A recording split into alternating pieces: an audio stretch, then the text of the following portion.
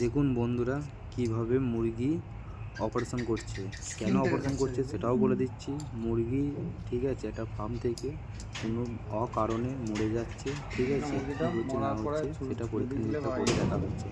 আপনারা ভিডিওটা ভালো করে মনোযোগ দেখুন, তাহলেই বুঝতে পারবেন মুরগিটার কী প্রবলেম হচ্ছে না হচ্ছে, মুরগিটা কেন মরেছে আর কী জন্য মরেছে। সবকে কাজে মারলে নাকি ইয়ে করবো, চিকেন পকোড়া বানাবো। এই যে তাকে ছাড়ি দিয়েছি না, এবার ধরো বেসনে চুপাবো আর ছেড়ে বাম পারবে মহেশ দাকে ডাকো। রেডি ও পারবে না এগুলো না, ও পারবে, রেডি করবে। এইটাই দেখো ফার্মে আনন্দ, যদি ব্যাকটেরিয়া লোড থাকে এটা মারবে। এটা তোমার ভিডিও করানোর ভাই, নাহলে ভিডিও এক্ষুনি ফেসবুকে ছেড়ে দেবে। না না ছাড়বো না, আমি অত বড় ফেমাস হতে চাই না।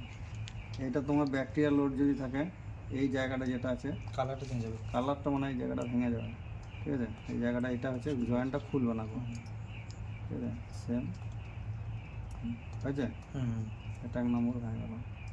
তারপর আমার যেটা দেখতে হবে সেটা হচ্ছে আমার ট্র্যাকিয়া, আমার শ্বাস নালী।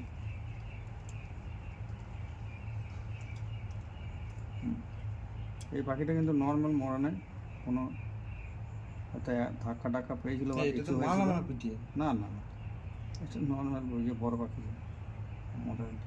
তার কারণ হচ্ছে শ্বাস নালীতে রক্ত ঢুকে যেতে পারে, বুঝেছ বাবুদা। দেখুন শ্বাস নালীতে কিন্তু হয় হাঁটা চলা করেছে, কোনো ধাক্কা পেয়েছে বা কিছু হয়েছে তার জন্য, বা লাফিয়ে গিয়ে কোনো ফিডারে ধাক্কা মেরেছে বা কিছু হয়েছে, শ্বাস নালীতে কিন্তু রক্ত ঢুকে গেছে।